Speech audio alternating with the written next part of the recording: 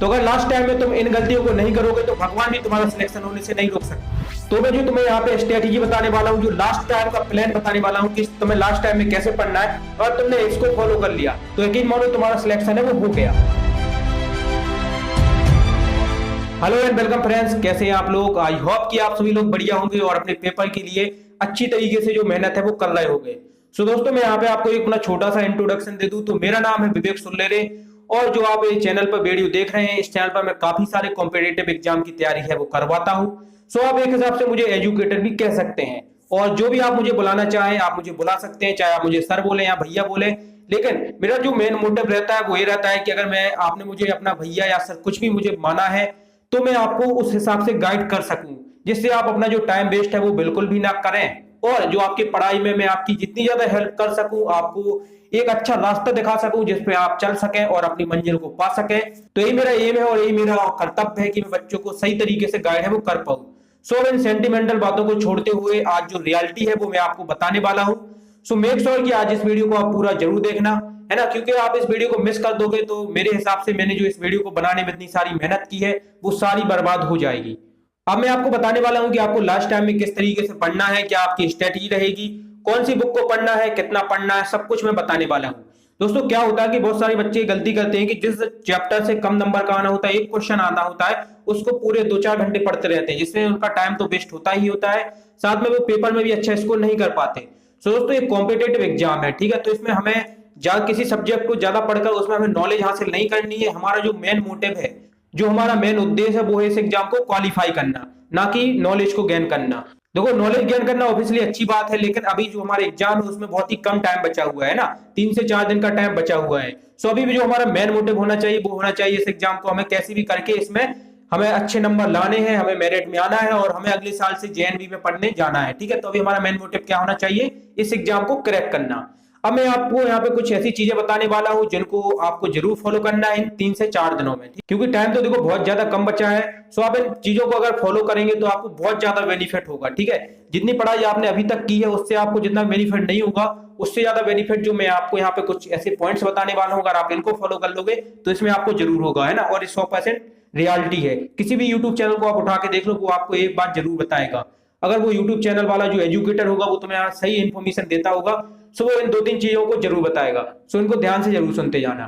तो जो तुम्हारा इस बार का एग्जाम आएगा, अगर इसमें तुम्हें अच्छे नंबर चाहिए तो सबसे पहले मैं तुम्हें पहली चीज जो सजेस्ट करूंगा, ठीक है, बहुत ही ज्यादा इंपॉर्टेंट है, और वो इंपॉर्टेंट क्या है कि आपको कम से कम 10 साल के प्रीवियस पेपर जरूर कर लेने हैं। अगर अभी तक आपने 10 साल के एक भी पेपर नहीं पढ़े हैं, ठीक है, सो कम से कम आप 3 से 4 साल के पेपर से उनको अच्छे से कंप्लीट कर लो, पुराने पेपर्स, ठीक है, चाहे वो 21 का हो, 20 का हो, 19 का हो, 18 का हो, कम से कम 3-4 साल के कंप्लीट कर लो।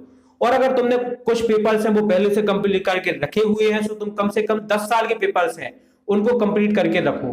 देखो, पेपर पढ़ने से क्या फायदा होता है, आपने देखा होगा बहुत सारे यूट्यूबर्स बताते हैं कि पेपर पढ़ो, पेपर पढ़ो, पेपर पढ़ो। अब देखो, पेपर पढ़ने से फायदा क्या होता है, मैं तुम्हें पहले यहाँ पे कुछ फायदे गिना दूं। तो देखो, पहला फायदा तो क्या होता है कि हमें पता चल जाता है कि पेपर में किस तरीके के क्वेश्चन आते हैं, किस टॉपिक से कैसे क्वेश्चन आते हैं, कैसे इनको सॉल्व करना है, टाइम मैनेजमेंट कैसे करना है, और पेपर में जो हमें घबराहट होती है, जो हमें एंजाइटी होती है, ठीक है, उसको कैसे हैंडल करना है। सो प्रीवियस पेपर करने से हमें देखो 4-5 यहाँ पे बेनिफिट हो जाते हैं। पहले तो हमें पता चलता है कि पेपर कैसे आएगा, किस टॉपिक से कितने क्वेश्चन आएंगे, कैसे क्वेश्चन आएंगे, ठीक है, और एंजाइटी तो हमारी मैनेज हो जाएगी, साथ में हमारा टाइम भी मैनेजमेंट हो जाएगा। अब देखो, टाइम का एग्जाम में बहुत ज्यादा रोल रहता है, आपको सब कुछ आता हो लेकिन अगर आपके पास टाइम नहीं बचेगा तो आप पेपर में अच्छे नंबर है वो नहीं ला पाओगे।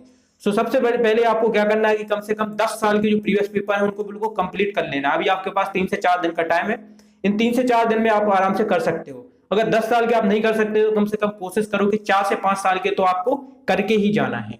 अब दूसरा काम तुम्हें क्या करना है कि तुम्हें पेपर को एनालाइज करना है, ठीक है। एनालाइज का मतलब यह है कि तुम्हें प्रीवियस पेपर उठा के देखने हैं कि किस टॉपिक से पेपर में ज्यादा क्वेश्चन है वो पूछे जाते हैं। अब देखो, तुम्हें करना क्या नहीं है कि तुम्हें ऐसे किसी टॉपिक को नहीं पढ़ना है जिससे पेपर में बहुत ही कम नंबर का आता हो और वो टॉपिक बहुत ज्यादा कठिन भी हो, ठीक है। सो ऐसे में क्या होगा कि उस टॉपिक को पढ़ने में हमारा टाइम ज्यादा वेस्ट होगा और नंबर हमें कम मिलेंगे। सो ऐसे में किसी भी टॉपिक को नहीं पढ़ना है, ठीक है। और तीसरी जो सबसे इंपॉर्टेंट चीज है वो है रिवीजन, रिवीजन, रिवीजन। अब आपने साल में कितना भी पढ़ा हो ये मैटर नहीं करता जब तक आप उसका रिवीजन है वो नहीं करोगे, ठीक है। सो जितना भी तुमने साल भर पढ़ा हो उसका तुम्हें पूरे का रिवीजन करना है। अब वो टाइम आ गया है, अगर तुम पहले से रिवीजन कर रहे हो तो बहुत बढ़िया है, लेकिन अभी तक अगर तुमने रिवीजन अपना स्टार्ट नहीं किया है तो भाई तुम अभी से बैठ जाओ और अपना रिवीजन स्टार्ट कर दो। क्योंकि तुमने कुछ भी पढ़ा हो लेकिन तुम उसका रिवीजन नहीं करोगे, उसको रिवाइज नहीं करोगे और उस टॉपिक से अगर पेपर में क्वेश्चन आ जाएगा तो तुमसे नहीं बनने वाला।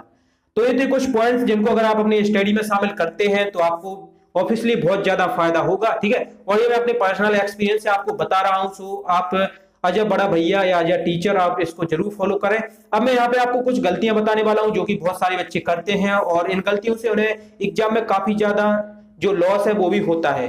सो मेक श्योर कि आप इन गलतियों को भी ध्यान से सुने और इनको समझें और इन गलतियों को दूर करने की कोशिश करें। अब सबसे पहले गलती जो बहुत सारे बच्चे करते हैं, बेसिक सी गलती है, पेपर के आने के पहले बहुत ज्यादा घबराने लगते हैं। 3-4 दिन पेपर में रह गए या बच्चों के अंदर जो घबराहट है वो स्टार्ट हो गई, क्या पढ़े क्या ना पढ़े। तो ये गलती तो बिल्कुल करना ही नहीं है। तुम ये सोच के जाओ कि मुझे अपना पेपर में मुझे जितना आता है मैं उतना लिख के आऊंगा, नंबर भगवान देगा, ठीक है। नंबर कौन देगा? भगवान देगा। नंबर के बारे में नहीं सोचना यार। तुम ऐसा थोड़ी जरूरी ना है कि जितने बच्चे भी एग्जाम देंगे सभी का सिलेक्शन हो जाएगा, है ना। सो तुम ये सोचो कि मैं अपना पेपर में मैंने जितनी मेहनत की है मैं अपना 100% पेपर में दे के आऊंगा। नंबर की चिंता नहीं करनी है, ठीक है। जितना तुम ज्यादा पढ़ सको उतना पढ़ो, लेकिन ये कभी नहीं सोचना कि मेरा नहीं होगा तो क्या होगा, है ना। देखो जो बच्चे नवोदय में नहीं पढ़ते वो भी बहुत अच्छा करते हैं, ठीक है। एग्जाम्पल, मैं भी नवोदय से नहीं पढ़ा, तो ऐसा नहीं है कि मैं अपनी लाइफ से दुखी हूं या मैं अपनी लाइफ से खुश नहीं हूं, ठीक है। सो ऐसा जरूरी नहीं है कि जब तुम नवोदय में पढ़ो तभी तुम लाइफ में सक्सेसफुल बन पाओगे, है ना। लेकिन करना क्या है कि एग्जाम में अपना 100% देकर आना है और घबराना बिल्कुल नहीं है, ठीक है। एंजाइटी जो होती है ये आपको बहुत ज्यादा लॉस है पेपर में दिलाएगी, ठीक है। सो एंजाइटी को तो भूल जाओ, घबराहट भूल जाओ, कुछ नहीं करना है, जितना आता होगा उतना पेपर में लिख के आना, बस घबराना बस नहीं। दूसरी बच्चे सबसे ज्यादा गलती क्या करते हैं, वो करते हैं टाइम मैनेजमेंट में। अब टाइम मैनेजमेंट में क्या करते हैं बच्चे की मैथ के क्वेश्चन आ गए तो उन्हीं में फंसे रह गए, हिंदी के क्वेश्चन आपने देखे नहीं, इंग्लिश के क्वेश्चन आपने देखे नहीं, सामान्य ज्ञान के क्वेश्चन आपने देखे नहीं, आप मैथ ही करते रह गए, है ना। मैथ में आपको 35 नंबर मिलने थे, हिंदी में आपको आती भी थी लेकिन आप मैथ में उलझे रह गए, है ना। मैथ के सारे क्वेश्चन को रबर करते सॉल्व करते रह गए। सो ऐसा बिल्कुल नहीं करना है। अगर तुम टाइम मैनेज करना चाहते हो तो तुम प्रीवियस पेपर को अगर सॉल्व करोगे तो उससे तुम्हारा टाइम मैनेजमेंट है वो ठीक हो जाएगा, है ना। लेकिन अगर तुम्हारा उतना ज्यादा ठीक नहीं हो पा रहा है तो तुम्हें पेपर में एक काम सबसे पहले करना है, वो ये करना है कि जो क्वेश्चन सिंपल हो, है ना, जिनमें कम टाइम लगे उनको सबसे पहले करना है। इससे एक ये होगा कि तुम पहले कम टाइम में जो सिंपल क्वेश्चन उनको कंप्लीट कर चुके होगे, बाद में तुम क्या करोगे कि जो क्वेश्चन टफ है जो तुम्हें आते नहीं है तुम उनको सॉल्व करोगे। अब देखो इससे होगा क्या कि जो तुम्हारा कीमती टाइम है, ठीक है, जिसमें तुमने जो तुम्हें आता था वो तुमने सब कुछ सॉल्व कर लिया है, वो तुम्हारा वेस्ट नहीं होगा। तुम्हारा जो फालतू का बचा हुआ टाइम है वो तुम्हारा वेस्ट होगा। और वेस्ट तो होता नहीं, वैसे तुम्हारा 1-2 क्वेश्चन सही भी निकल आएंगे तो उसमें तुम्हें नंबर भी मिल जाएंगे, ठीक है।